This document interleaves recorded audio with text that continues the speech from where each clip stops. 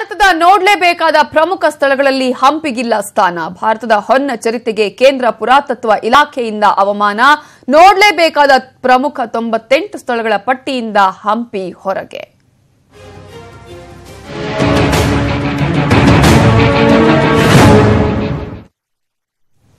ಯುನೆಸ್ಕೋದಲ್ಲಿ ಸ್ಥಾನ ಪಡೆದ ಹಂಪಿಗೆ ಪುರಾತತ್ವ ಇಲಾಖೆ ಅವಮಾನವನ್ನ ಮಾಡಿದೆ. ಭಾರತದ ನೋಡಲೇಬೇಕಾದ 98 ಸ್ಥಳಗಳ ಲಿಸ್ಟ್ ಅಲ್ಲಿ ಸ್ಥಾನ ಸಿಕ್ಕಿಲ್ಲ. 98 ಸ್ಥಳಗಳನ್ನ ಪಟ್ಟಿ ಮಾಡಿದೆ ಭಾರತೀಯ ಪುರಾತತ್ವ ಇಲಾಖೆ. ಹೆಮ್ಮೆಯ ವಿಜಯನಗರ ಸಾಮ್ರಾಜ್ಯದ ಹೊನ್ನ ಹಂಪಿಗೆ ಈ ಹಿನ್ನೆಲೆಯಲ್ಲಿ ಅವಮಾನವನ್ನ ಮಾಡಲಾಗಿದೆ.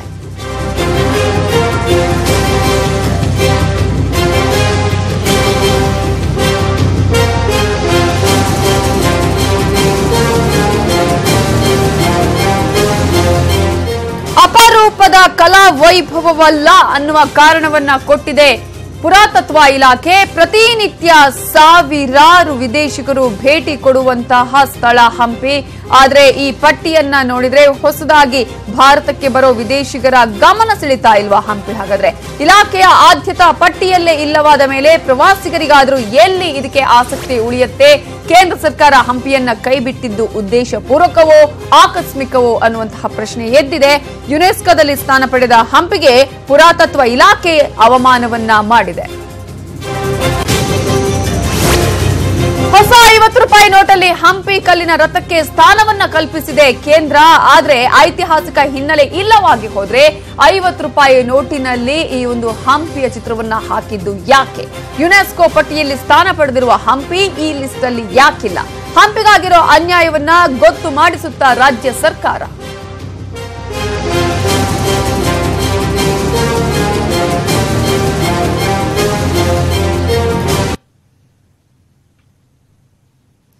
ಯುನೆಸ್ಕೋದಲ್ಲಿ ಸ್ಥಾನ ಪಡೆದಿದೆ ಹಂಪಿ. ಆದ್ರೆ ಪುರಾತತ್ವ ಇಲಾಖೆಯಿಂದ ಹಂಪಿಗೆ 98 ಸ್ಥಾನಗಳ ಪೈಕಿ ಹಂಪಿಯನ್ನೇ ಕೈಬಿಟ್ಟಿದೆ.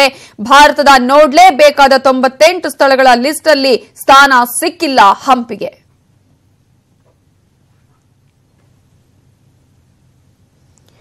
ಇದರ ಬಗ್ಗೆ ಮಾತನಾಡೋದಕ್ಕೆ ನಮ್ಮ ಜೊತೆ ಪ್ರಾದೇಶಿಕ ನಿರ್ದೇಶಕರಾಗಿರುವಂತಹ ಡಾಕ್ಟರ್ ಎಸ್.ಕೆ. ಅರುಣಿ ಅವರೀಗ ಫೋನ್ ಸಂಪರ್ಕದಲ್ಲಿದ್ದಾರೆ. ನಮಸ್ತೆ. ನಮಸ್ಕಾರ.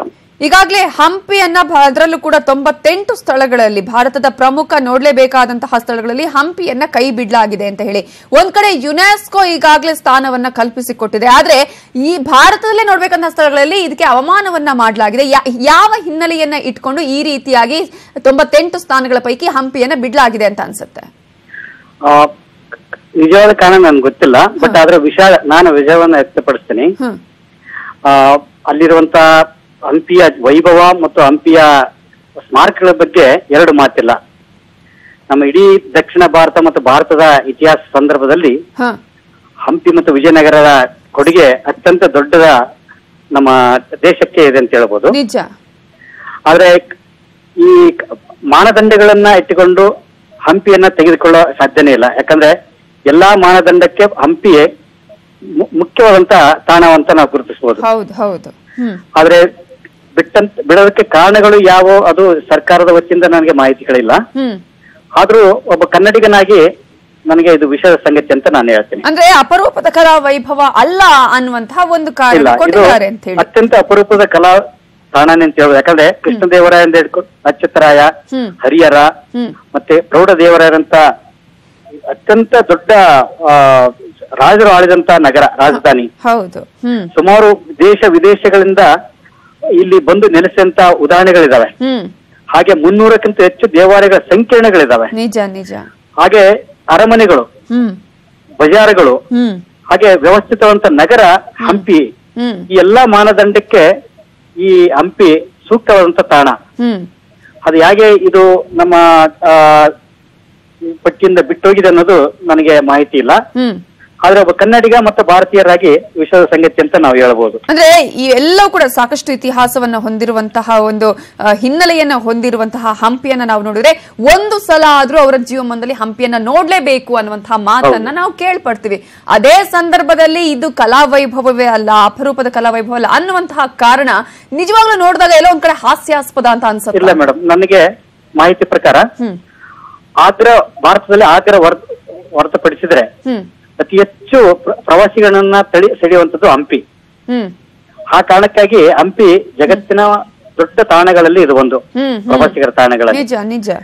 ನಮಗೆ ಅನಿಸುತ್ತೆ ಎಲ್ಲೋ ಇದು ಬಿಟ್ಟೋಗಿದ್ದಕ್ಕೆ ನಾವು ಜನಪ್ರತಿನಿಧಿಗಳ ಮೂಲಕ ಮತ್ತೆ ಈ ಸೇರ್ಪಡೆಗೆ ಆಗ್ರಹ ಮಾಡಿ ಈ ನಾಡಿನ ವೈಭವವನ್ನ ಪುನರ್ ಸ್ಥಾಪಿಸೋಕೆ ನಾವು ಹೋರಾಡಬೇಕಾದದ್ದು ಅನಿವಾರ್ಯತೆ ಬಂದಿದೆ ಈಗ ಅಂತ ಹೇಳ್ತೀರಿ.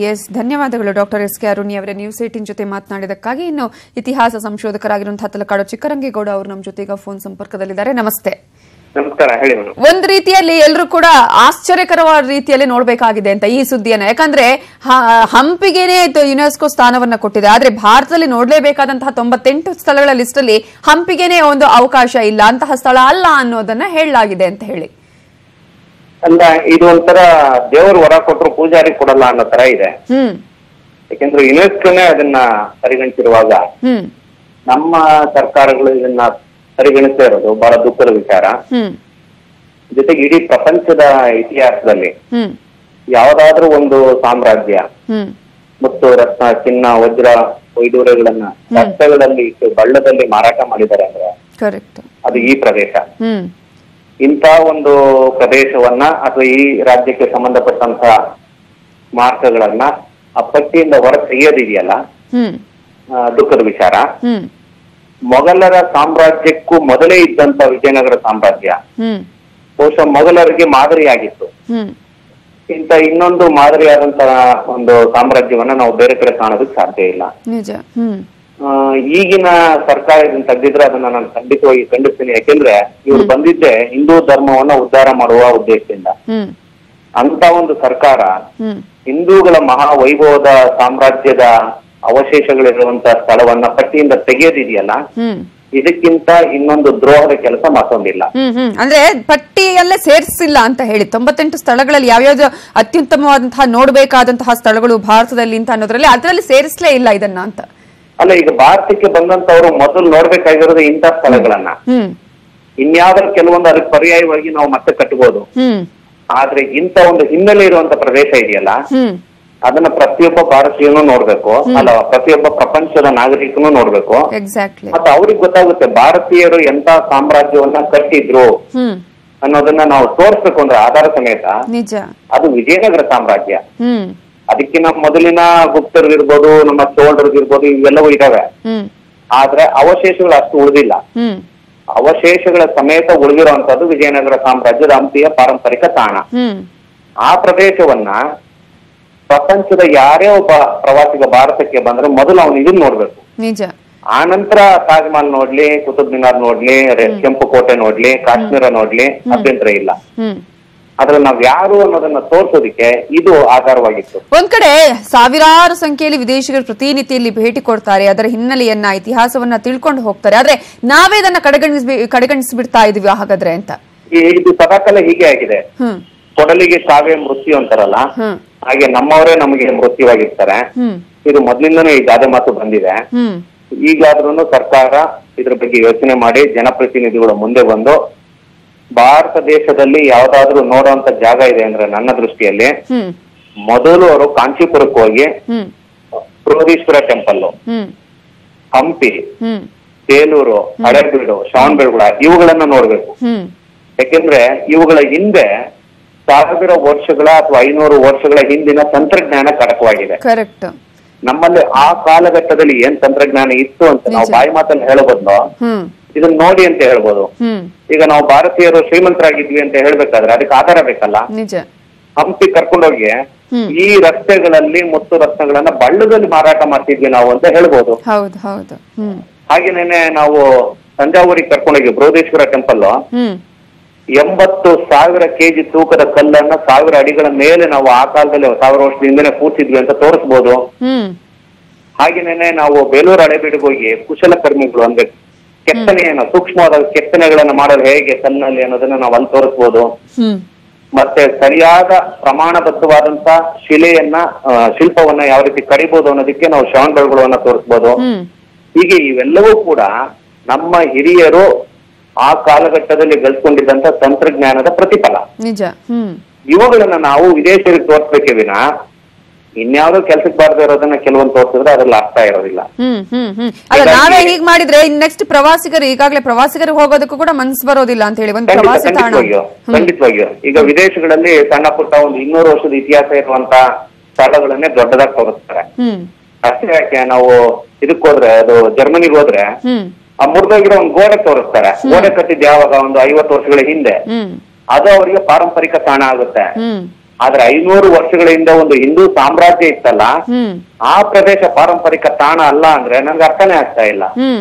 50 ವರ್ಷದ ಗೋಡೆ ಪಾರಂಪರಿಕ ತಾಣ ಆಗೋದಾದ್ರೆ 500 ವರ್ಷದ ಇನ್ನೂ ಹೆಚ್ಚಿನ ತಾಣ ಆಗ್ಬೇಕು. ಇದಕ್ಕೆ ಕೊಟ್ಟಿರೋ ಕಾರಣ ಏನ್ ಗೊತ್ತಾ? ಅಪರೂಪದ ಕಲಾ ವೈಭವವೇ ಇಲ್ಲಿ ಇಲ್ಲ ಅನ್ನುವಂತ ಒಂದು ಕಾರಣವನ್ನ ಕೊಟ್ಟಿದ್ದಾರೆ ಅಂತ ಹೇಳಿ. ಅಪರೂಪದ ಕಲಾ ವೈಭವ ಅಲ್ಲಿ ನೋಡೋರಿಗೆ ಗೊತ್ತಾಗುತ್ತೆ ವಿನಾ ಈ ಅಧಿಕಾರಿಗಳಿಗೆ, ಜನಪ್ರತಿನಿಧಿಗಳಿಗೆ ಗೊತ್ತಾಗಿಲ್ಲ. ಕಲೆ ಅನ್ನೋದು ದೈಹಿಕವಾಗಿ ಇರ್ಬೇಕಂತ ಏನಿಲ್ಲ, ಅದನ್ನ ಬೇರೆ ರೀತಿಯಲ್ಲೂ ಕೂಡ ನಾವು ವ್ಯಕ್ತಪಡಿಸಬಹುದು. ಆ ಕಾಲಘಟ್ಟದಲ್ಲಿ ರಾಣಿಯರು ಸ್ನಾನ ಮಾಡೋದಕ್ಕೆ ನೀರ್ ಎಲ್ಲಿಂದ ಬರ್ತಾ ಇತ್ತು? ನದಿಯಿಂದ. ಹೇಗೆ ತರ್ತಾ ಇದ್ರು? ಇವತ್ತೇನೋ ಪೈಪ್ ಹಾಕ್ತಾರೆ, ಮೋಟರ್ ಹಾಕ್ತಾರೆ. 500 ವರ್ಷಗಳಿಂದ ಏನಿತ್ತು? ಅದು ಯಾವ ರೀತಿ ಇತ್ತು? ಅಲ್ಲಿನ ಉಗ್ರ ನರಸಿಂಹ ಇರ್ಬೋದು, ಸಾಸಿವೆ ಕಾಳಿನ ಗಣಪತಿ ಇರ್ಬೋದು, ಮತ್ತೆ ಆ ದೇವಾಲಯದ ಬಿಂಬ ಒಂದು ಕಡೆ ಬೀಳುತ್ತೆ ಉಲ್ಟಾ ಆಗಿ. ಆ ತಂತ್ರಜ್ಞಾನ ಏನು? ಇವೆಲ್ಲವೂ ಕೂಡ ನಿಮ್ಗೆ ಹಂಪಿನಲ್ಲಿ ನೋಡೋದಕ್ಕೆ ಸಾಧ್ಯ. ಈ ದೃಷ್ಟಿಯಲ್ಲಿ ಇವ್ರು ಕೊಡುವಂತ ಕಾರಣಗಳು ಅಷ್ಟು ಸಕಾರಣವಾಗಿಲ್ಲ. ದಯವಿಟ್ಟು ಅದನ್ನ ಪಾರಂಪರಿಕ ಪಟ್ಟಿಯಲ್ಲಿ ಅದನ್ನ ಸೇರಿಸ್ಬೇಕು. ವಿದೇಶಿಯರು ಬಂದ್ರೆ ಮೊದಲು ಇದನ್ನ ನೋಡೋ ರೀತಿಯಲ್ಲಿ ಮಾಡ್ಬೇಕು. ಹೇಳಿದ ಹಾಗೆ ಒಂದು ರೀತಿಯಲ್ಲಿ ಇನ್ನೂ ಕೂಡ ಅಲ್ಲಿ ಹಂಪಿ ಆಗಿರ್ಬೋದು ಅಥವಾ ಹಂಪಿಗೆ ಹೋಗ್ಬೇಕನ್ನೋದಾದ್ರೆ, ಅಥವಾ ಹಂಪಿಯಲ್ಲಿ ಈ ತರದ್ದು ಇದೆ, ಇದೊಂದು ಪಾರಂಪರಿಕ ತಾಣ ಅಥವಾ ಒಂದು ಪ್ರವಾಸಿ ತಾಣ ಅನ್ನೋದನ್ನ ಇನ್ನು ಕೂಡ ಹೇಳುವಂತಹ ಪ್ರಯತ್ನದಲ್ಲೇ ಇದೀವಿ ಅಂತ, ನಾವು ಇನ್ನು ಕೂಡ ಆ ಒಂದು ಸ್ಥಾನವನ್ನು ಕೊಡುವಂತ ಪ್ರಯತ್ನ ಆಗಿಲ್ಲ ಅಂತ ಅನ್ಸುತ್ತಾ ಅಂತ? ಇಲ್ಲ, ಅದು ನಮ್ಮ ದುರಂತ, ನಮ್ಮ ಸರ್ಕಾರಗಳ ದುರಂತ. ಹೆಚ್ಚು ಪ್ರಚಾರ ಆಗಬೇಕು, ಅದು ಆ ನಿಟ್ಟಿನಲ್ಲಿ ಆಗ್ತಾ ಇಲ್ಲ. ಈಗ ಉತ್ತರ ಭಾರತಕ್ಕೆ ಹೋದ್ರೆ ಅಲ್ಲಿ ಗೋಲ್ಡನ್ ಟ್ರಯಾಂಗಲ್ ಅಂತ ಇದೆ. ಡೆಲ್ಲಿ, ಆಗ್ರಾ, ಜೈಪುರ್ ಎಲ್ಲ ಬರುವ ಪ್ರವಾಸಿಗಳನ್ನೆಲ್ಲ ಅಲ್ಲೇ ಕರ್ಕೊಂಡು ಹೋಗ್ತಾರೆ. ಅವ್ರು ಯಾರನ್ನು ದಕ್ಷಿಣ ಭಾರತಕ್ಕೆ ಕಳ್ಸೋದಿಲ್ಲ. ಅಕಸ್ಮಾತ್ ದಕ್ಷಿಣ ಭಾರತಕ್ಕೆ ಬಂದ್ರೆ ಅವರೆಲ್ಲ ತಮಿಳುನಾಡಿನ ಮಧುರೈ ಟೆಂಪಲ್ ನೋಡಕ್ ಹೋಗ್ಬಿಡ್ತಾರೆ. ಇಲ್ಲಿ ಬರುವಂತ ಪ್ರವಾಸಿಗರಿಗೆ ಭಾರತದಲ್ಲಿ ಇನ್ನೂ ಇದೆ, ಬೇರೆ ಬೇರೆ ಇದೆ, ಅದು ಕರ್ನಾಟಕದಲ್ಲೂ ಇದೆ, ಒರಿಸ್ಸಾದಲ್ಲೂ ಇದೆ ಅನ್ನುವಂಥದ್ದನ್ನ ನಾವು ತೋರಿಸ್ಬೇಕು ಅಂದ್ರೆ ಅವ್ರಿಗೆ ಈ ಎಲ್ಲ ವಿವರಗಳನ್ನ ಕೊಡ್ಬೇಕು. ಆ ವಿವರಗಳು ಈ ಪಟ್ಟಿಯಲ್ಲಿ ಇರುತ್ತೆ. ಯಾಕಂದ್ರೆ ವಿದೇಶಿಯರಿಗೆ ಗೊತ್ತಿರಲ್ಲ. ಆಮೇಲೆ ಇದು ಅರ್ಧ ಗಂಟೆಲಿ ಹೋಗಿ ನೋಡ್ಕೊಂಡು ಬರುವಂತದ್ದು ಅಲ್ಲ, ಅಷ್ಟೊಂದು ಆ ಒಂದು ಕಲಾವೈಭವ ಇದೆ ಅಲ್ಲಿ. ಒಂದು ದಿನ ಆದ್ರೂ ಅಟ್ಲೀಸ್ಟ್ ಬೇಕಾಗುತ್ತೆ ಅವ್ರಿಗೆ ನೋಡ್ಕೊಂಡು. ಒಂದು ದಿನ ಅಲ್ಲ, 2 ದಿನವನ್ನ ಕಳೆಯೋದಕ್ಕೆ ವಿದೇಶಿ ಪ್ರವಾಸಿಗರು, ಸ್ವದೇಶಿ ಪ್ರವಾಸಿಗರು ಆಸಕ್ತರಾಗಿದ್ದಾರೆ. ಆ ತೋರಿಸುವಂತ ಇಚ್ಛಾಶಕ್ತಿ ನಮ್ಮಲ್ಲಿ ಇರ್ಬೇಕು. ಆ ಇಚ್ಛಾಶಕ್ತಿ ಯಾವುದು ಅಂದ್ರೆ ಮೊದಲು ಪಟ್ಟಿಯಲ್ಲಿ ಹೆಸರನ್ನ ಸೇರಿಸುವಂತದ್ದು. ನೀವು ಭಾರತಕ್ಕೆ ಬಂದ್ರೆ ಕರ್ನಾಟಕಕ್ಕೆ ಹೋಗಿ, ಕರ್ನಾಟಕದಲ್ಲಿ ಹೊಸಪೇಟೆ ಇದೆ ಬಳ್ಳಾರಿ ಹತ್ರ, ಅಲ್ಲಿ ಹಂಪಿ ಇದೆ. ಹಂಪಿಯ ವೈಭವ ಈ ರೀತಿ ಇತ್ತು. ಸುಮಾರು 500 ವರ್ಷಗಳ ಹಿಂದೆನೆ ಒಂದು ದೊಡ್ಡ ಸಾಮ್ರಾಜ್ಯವನ್ನ ಅಲ್ಲಿನ ಹಿಂದೂಗಳು ಕಟ್ಟಿದ್ರು. ಆ ಸಾಮ್ರಾಜ್ಯ ಅಂತಿಂತದ್ದಲ್ಲ, ಮೊಘಲರ ಸಾಮ್ರಾಜ್ಯಕ್ಕಿಂತ ಮೊದಲೇ ಇತ್ತು. ನಾನು ಈಗಾಗ್ಲೇ ಮೊದಲೇ ಹೇಳ್ದಾಗೆ ಮುತ್ತು, ರತ್ನ, ವಜ್ರ, ವೈಡೂರ್ಯಗಳನ್ನ ತಕ್ಕಡಿಯಲ್ಲಿ ತೂಗೋದಲ್ಲ, ಬಳ್ಳದಲ್ಲಿ ಅಳದು ಮಾರ್ತಾ ಇದ್ರು. ಅವರ ಸೈನ್ಯ ಅಪಾರವಾಗಿತ್ತು. ಸುಮಾರು 5 ಲಕ್ಷ ಸೈನಿಕರಿದ್ರು, ಲಕ್ಷಾಂತರ ಆನೆಗಳಿದ್ವು, ಸಾವಿರಾರು ಲಕ್ಷಾಂತರ ಕುದುರೆಗಳಿದ್ವು. ಈ ಒಂದು ಬೃಹತ್ ಸೈನ್ಯ ಇದ್ದಂತ ಪ್ರದೇಶ ಅದು. ಆಧುನಿಕತೆಯಲ್ಲಿ ತಂತ್ರಜ್ಞಾನವನ್ನ ಮೇಳೈಸ್ಕೊಂಡಿದ್ರು. ಇವೆಲ್ಲವನ್ನ ಕೂಡ ಬಿಡಿಸಿ ಹೇಳ್ಬೇಕಾಗುತ್ತೆ. ಹೇಳುವಾಗ ಆ ಪಟ್ಟಿಯಲ್ಲಿ ಇದ್ರೆ ಮಾತ್ರ ಸಾಧ್ಯ. ಪಟ್ಟಿಯಲ್ಲಿ ಇಲ್ಲ ಅಂದ್ರೆ ನಾವ್ ಏನ್ ಹೇಳಿದ್ರು ವ್ಯರ್ಥ. ಅಂದ್ರೆ ಇದು ಪರೀಕ್ಷೆನಲ್ಲಿ ಪ್ರಶ್ನೆ ಕೇಳ್ತಾರಲ್ಲ, ಪ್ರಶ್ನೆ ಕೇಳಿದ್ದಕ್ಕೆ ನಾವು ಉತ್ತರ ಕೊಡ್ಬೋದು. ಪ್ರಶ್ನೆ ಕೇಳಿದ್ರೆ ಉತ್ತರ ಎಲ್ಲಿಂದ ಕೊಡ್ಲಿ, ಹೇಗ್ ಕೊಡ್ಲಿ ನಾನು? ಹಾಗೆ ಪಟ್ಟಿಯಲ್ಲಿ ಇತ್ತು ಅಂದ್ರೆ ಆಗ ಅವ್ರು ಪ್ರಶ್ನೆ ಮಾಡ್ತಾರೆ, ಇದೇನಿದು, ಇದ್ರ ವಿಶೇಷ ಏನು, ಜೊತೆಗೆ ನಾವು ವಿವರ ಕೊಡುವಾಗ ಆಕಸ್ಮಿಕವಾಗಿಯೋ ಉದ್ದೇಶಪೂರ್ವಕವಾಗಿಯೋ ಆಗಿದೆಯೋ ಆದ್ರೆ ಅದನ್ನು ಸೇರಿಸಬೇಕು ಅನ್ನುವಂಥ ಒತ್ತಾಯವನ್ನು ಎಲ್ಲರೂ ಮಾಡಬೇಕಾಗತ್ತೆ ಅಂತ ಹೇಳಿ. S, thank you Talakadu Chikkarangegowda ಅವರೇ ನ್ಯೂಸ್ 18 ಜೊತೆ ಮಾತನಾಡಿದಕ್ಕಾಗಿ.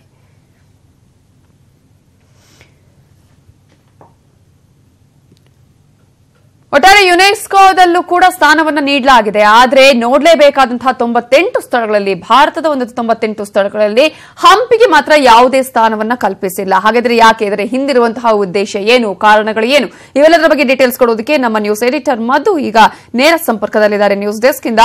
ಮಧು, ಈಗಾಗಲೇ ಹೇಳಿದಾಗೆ ಸಾಕಷ್ಟು ಇತಿಹಾಸಕಾರರು ಕೂಡ ಹೇಳಿದ್ರು, ನೋಡಲೇಬೇಕಾದಂತಹ ಸ್ಥಳಗಳಲ್ಲಿ ನಾವು ನೋಡಲೇಬೇಕು ಅನ್ನುವಂಥದ್ದನ್ನ ಸೇರಿಸಬೇಕಾದಂತಹ ಕರ್ತವ್ಯ ಆಗಿತ್ತು. ಆದ್ರೆ ಅದನ್ನ ಹೊರತುಪಡಿಸಿ ಕೊಟ್ಟಂತಹ ಕಾರಣಗಳು ಕೂಡ ಅಲ್ಲ ಅಥವಾ ಸಕಾರಣಗಳನ್ನ ಕೊಟ್ಟಲಾಗಿಲ್ಲ ಅಂತ ಹೇಳಿ ಎಲ್ಲೋ ಒಂದ್ ಕಡೆ ನಾವು ಇನ್ನೂ ಕೂಡ ಹೇಳುವಂತಹ ಪ್ರಯತ್ನವನ್ನೇ ಮಾಡ್ತಾ ಇದೀವ, ಅಥವಾ ಉದ್ದೇಶಪೂರ್ವಕವಾಗಿ ಆಗಿದೆಯೋ ಆಕಸ್ಮಿಕವಾಗಿ ಆಗಿದೆಯೋ ಅನ್ನೋದನ್ನ ಕೂಡ ಇಲ್ಲಿ ನೋಡ್ಬೇಕಾಗತ್ತಾ ಹೇಗೆ?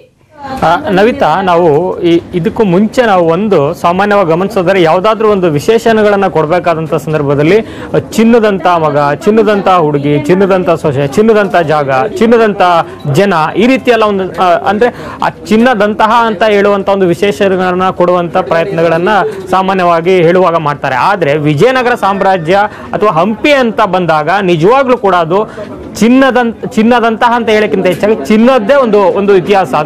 ಅಲ್ಲಿ ಮುತ್ತು ರತ್ನಗಳನ್ನ ಏನು ಚಿನ್ನವನ್ನ ಆದಿ ಬೀದಿಯಲ್ಲಿ ಹಾಕೊಂಡು ಮಾರಾಟ ಮಾಡ್ತಾ ಇದ್ರು ಅಂತ ಬಂಗಾರದ ಇತಿಹಾಸನ ಹೊಂದಿರುವಂತ ಒಂದು ಏನು ಜಾಗ ಏನು ಹಂಪಿ. ಇಂತಹ ಒಂದು ಹಂಪಿಯೇ ಯುನೆಸ್ಕೋ ಪಟ್ಟಿಯಲ್ಲೂ ಇದೆ, ವಿಶ್ವಖ್ಯಾತಿಯನ್ನು ಪಡೆದಿದೆ. ಎಲ್ಲ ವಿದೇಶಗಳಿಂದ ಏನು ದೇಶ ವಿದೇಶಗಳಿಂದ ಪ್ರವಾಸಿಗರು ಇಲ್ಲಿಗೆ ಬರ್ತಾರೆ, ಇದೆಲ್ಲವೂ ಕೂಡ ಗೊತ್ತಿರೋದೆ. ಆದರೆ ಇದೇ ಮೊದಲ ಬಾರಿಗೆ ಏನು ಆರ್ಕಿಯಾಲಜಿಕಲ್ ಡಿಪಾರ್ಟ್ಮೆಂಟ್ ಏನಿದೆ, ಪುರಾತತ್ವ ಇಲಾಖೆ ಏನು ಒಂದು ಲಿಸ್ಟ್ ಅನ್ನ ರೆಡಿ ಮಾಡಿದೆ. 98 ಜಾಗಗಳನ್ನ ಸೇರಿಸಿ ಭಾರತದ ನೋಡಲೇಬೇಕಾದಂತಹ 98 ಸ್ಥಳಗಳು ಅನ್ನುವಂತ ಒಂದು ಪಟ್ಟಿಯನ್ನು ರೆಡಿ ಮಾಡಿದೆ, ತನ್ನ ವೆಬ್ಸೈಟ್ ಅಲ್ಲಿ ಪ್ರಕಟಿಸಿದೆ. ಆ ಒಂದು ಲಿಸ್ಟ್ ನಲ್ಲಿ ಈ ಒಂದು ನಮ್ಮ ಹೆಮ್ಮೆಯ ಹಂಪಿಗೆ ಸ್ಥಾನ ಸಿಕ್ಕಿಲ್ಲ. ಇದರಿಂದ ಆಗುವಂತ ಒಂದು ನಷ್ಟ ಏನು ಅಂತಂದ್ರೆ, ಸಾಮಾನ್ಯವಾಗಿ ವಿದೇಶಿ ಪ್ರವಾಸಿಗರು, ಅದರಲ್ಲೂ ಹೊಸದಾಗಿ ಬರುವಂತವ್ರು, ಮೌತ್ ಟು ಮೌತ್ ಪಬ್ಲಿಸಿಟಿಯಿಂದ ಬರುವಂತ ಪ್ರವಾಸಿಗರದ್ದೇ ಒಂದು ವರ್ಗ. ಆದ್ರೆ ಸಾಮಾನ್ಯವಾಗಿ ನೀವೆಲ್ಲೋ ಕಡೆ ಯಾವುದೋ ಒಂದು ಹೊಸ ಜಾಗ ಅಥವಾ ಹೊಸ ಒಂದು ಸರ್ವಿಸ್ ಇಂಥ ಒಂದು ವಿಚಾರಗಳಲ್ಲಿ ವೆಬ್ಸೈಟ್ಗಳಲ್ಲಿ ಗೂಗಲ್ ಅಲ್ಲಿ ಸರ್ಚ್ ಮಾಡುವಂತ ಹವ್ಯಾಸ ಇತ್ತೀಚಿನ ದಿನಗಳಲ್ಲಿ ಡಿಜಿಟಲ್ ಯುಗದಲ್ಲಿ ಜಾಸ್ತಿ ಇದೆ. ಸೊ ಈ ರೀತಿ ಭಾರತದ ಒಂದು ಇತಿಹಾಸ ಮತ್ತು ಪರಂಪರೆಯನ್ನ ಸಾರುವಂತ ಜಾಗಗಳ ಲಿಸ್ಟ್ ಅನ್ನ ಮಸ್ಟ್ ವಿಸಿಟ್ ಲಿಸ್ಟ್ ಗಳು ಯಾವ್ದಿದೆ ಅಂತ ನೋಡುವಂತ ಸಂದರ್ಭದಲ್ಲಿ ವಿದೇಶಿಗರು ಈ ಒಂದು ಏನಾದ್ರು ವೆಬ್ಸೈಟ್ಗೆ ವಿಸಿಟ್ ಮಾಡಿದಂತ ಸಂದರ್ಭದಲ್ಲಿ ಅಲ್ಲಿ ಪಟ್ಟಿಯಲ್ಲಿ ಸ್ಥಾನ ಇಲ್ಲದೆ ಇರೋದು ಎಲ್ಲೋ ಒಂದು ಕಡೆ ಡೈವರ್ಟ್ ಆಗುವಂತ ಒಂದು ಸಾಧ್ಯತೆಗಳನ್ನ ಹೆಚ್ಚಾಗಿ ಡೈವರ್ಟ್ ಆಗುವಂತ ಸಾಧ್ಯತೆಗಳಿಗೆ ಜಾಗ ಮಾಡಿಕೊಡುತ್ತೆ. ಹೀಗಾಗಿ ನಮ್ಮ ಪ್ರವಾಸೋದ್ಯಮದ ಮೇಲೆ ದುಷ್ಪರಿಣಾಮ ಪ್ರತಿಕೂಲ ಪರಿಣಾಮವನ್ನು ಬೀರುತ್ತೆ. ಜೊತೆಗೆ ಇದೆಲ್ಲದರ ಹೊರತಾಗಿ ಹಂಪಿಯ ವೈಭವಕ್ಕೆ ಒಂದು ಅವಮಾನ ಆಗುತ್ತೆ ಅನ್ನುವಂಥದ್ದು ಕನ್ನಡಿಗರಾಗಿ ಪ್ರತಿಯೊಬ್ಬರು ಕೂಡ ಗಮನಿಸಬೇಕಾದಂತ ಅಂಶ. ಇದು ಕಣ್ತಪ್ಪಿನಿಂದ ಆಗಿರೋದಾ ಅಥವಾ ಅಜ್ಞಾನದಿಂದ ಆಗಿರೋದಾ, ದಟ್ ಇಸ್ ಡಿಫರೆಂಟ್ ಇಶ್ಯೂ. ಅಥವಾ ಈ ಒಂದು ವೆಬ್ಸೈಟ್ ಏನಿದೆ ನಾವೀಗ ತೋರಿಸ್ತಾ ಇದೀವಿ, ಈ ವೆಬ್ಸೈಟ್ ಅಲ್ಲಿ ಆರ್ಕಿಯಾಲಜಿಕಲ್ ಡಿಪಾರ್ಟ್ಮೆಂಟ್ ವೆಬ್ಸೈಟ್ ಅಲ್ಲಿ ನಾವಿಲ್ಲಿ ಹೋದ್ರೆ state wise list of must see monuments ಅಂತ ಒಂದು ಕ್ಯಾಟಗರಿ ಇದೆ. ಆ ಕ್ಯಾಟಗರಿಯಲ್ಲಿ ಎಲ್ಲಾ ರಾಜ್ಯಗಳ ಲಿಸ್ಟ್ ಅನ್ನು ಕೊಟ್ಟಿದ್ದಾರೆ. ಅದರಲ್ಲಿ ಕರ್ನಾಟಕವನ್ನು ನಾವು ಕ್ಲಿಕ್ ಮಾಡಿದ್ರೆ ಆ ಒಂದು ಲಿಸ್ಟ್ ಅಲ್ಲಿ ಎಲ್ಲವೂ ಕೂಡ ಇದೆ. ಶ್ರೀರಂಗಪಟ್ಟಣ ದೇವಸ್ಥಾನ ಇರ್ಬೋದು, ಗೋಲ್ ಗುಂಬಜ್ ಇರ್ಬೋದು, ಮತ್ತು ಟಿಪ್ಪು ಸ್ಮಾರಕ ಇರ್ಬೋದು, ಮತ್ತೆ ಹಳೇಬೀಡು, ಬೇಲೂರು ದೇವಸ್ಥಾನಗಳಿರ್ಬೋದು, ಎಲ್ಲವೂ ಕೂಡ ಇದೆ. ಆದ್ರೆ ಈ ಒಂದು ಲಿಸ್ಟ್ ನಲ್ಲಿ ಹಂಪಿ ಇಲ್ಲ.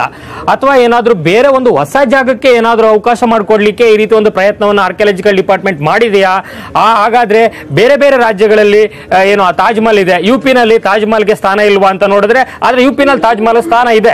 ಸೊ ಅಲ್ಲಿ ಇದೆ ಅನ್ನುವಂಥದ್ದಾದ್ರೆ ನಮ್ಮ ಹಂಪಿಗೂ ಕೂಡ ಎಲ್ಲಾ ಪಟ್ಟಿಯಲ್ಲೂ ಇರುವಂತ ಹಂಪಿಗೆ ಈ ಪಟ್ಟಿಯಲ್ಲಿ ಹೇಗೆ ಜಾಗ ಮಿಸ್ ಆಗಿದೆ ಅನ್ನುವಂಥದ್ದು ನಿಜಕ್ಕೂ ಕೂಡ ಒಂದು ದೊಡ್ಡ ಆಶ್ಚರ್ಯಕರ ಸಂಗತಿ. ಈ ಬಗ್ಗೆ ಪುರಾತತ್ವ ಇಲಾಖೆ ಒಂದು ಸ್ಪಷ್ಟನೆಯನ್ನು ಕೊಡಬೇಕಿದೆ. ಇದು ಕನ್ನಡಿಗರಿಗಾಗಿರೋ ಅವಮಾನ ಅನ್ನುವಂಥ ಒಂದು ಸಂದರ್ಭ ಸೃಷ್ಟಿಯಾಗಿರೋದ್ರಿಂದ ಈ ಬಗ್ಗೆ ಸ್ಪಷ್ಟನೆಯನ್ನು ಕೊಡಬೇಕಿದೆ. ನವಿತಾ, ಓಕೆ, ಥ್ಯಾಂಕ್ ಯು ಮಧು ಡೀಟೇಲ್ಸ್ಗೆ. ಒಟ್ಟಾರೆ ಒಂದ್ ಕಡೆ ಉದ್ದೇಶಪೂರ್ವಕವಾಗಿ ಆಗಿದೆಯೋ ಆಕಸ್ಮಿಕವಾಗಿ ಆಗಿದೆಯೋ ಅನ್ನೋದನ್ನ ಹೊರತುಪಡಿಸಿ ಕೂಡ ಹಂಪಿಗೆ ಅದರದ್ದೇ ಆದ ಒಂದು ಸ್ಥಾನ ಇದೆ, ಇತಿಹಾಸ ಇದೆ, ಹಿನ್ನೆಲೆ ಇದೆ. ಎಲ್ಲರೂ ಕೂಡ ನೋಡ್ಲೇಬೇಕಾದಂತಹ ಸ್ಥಳ ಅಂದ್ರೆ ಹಂಪಿ. ಆದ್ರೆ ಅದನ್ನೇ ಯಾವ ರೀತಿಯಾಗಿ ಈ ಒಂದು ಸ್ಥಳಗಳಿಂದ ಕೈ ಬಿಡಲಾಗಿದೆ ಅನ್ನೋದು ಕೂಡ ಈಗ ಸಾಕಷ್ಟು ಪ್ರಶ್ನೆಗಳಿಗೆ, ಅನುಮಾನಗಳಿಗೆ ಕೂಡ ಕಾರಣ ಆಗಿದೆ. ನೋಡೋಣ ಯಾವ ರೀತಿಯಾಗಿ ಈ ಒಂದು ಇಶ್ಯೂ ಅನ್ನ ರಾಜ್ಯ ಸರ್ಕಾರ, ಕೇಂದ್ರ ಸರ್ಕಾರಕ್ಕೆ ಗಮನಕ್ಕೆ ತರುವಂತಹ ಪ್ರಯತ್ನ ಮಾಡುತ್ತೆ ಅಂತ. ಇನ್ನು ಭಾರತದಲ್ಲಿ ನೋಡಲೇಬೇಕಾದಂತಹ 98 ತಾಣಗಳ ಪಟ್ಟಿಯಿಂದ ಕೈ ಬಿಟ್ಟ ವಿಚಾರಕ್ಕೆ ಸಂಬಂಧಪಟ್ಟ ಹಾಗೆ ವಿಧಾನಸೌಧದಲ್ಲಿ ಪ್ರವಾಸೋದ್ಯಮ ಸಚಿವ ಸಾರಾ ಮಹೇಶ್ ಇದಕ್ಕೆ ಸ್ಪಷ್ಟನೆಯನ್ನ ಕೊಟ್ಟಿದ್ದಾರೆ.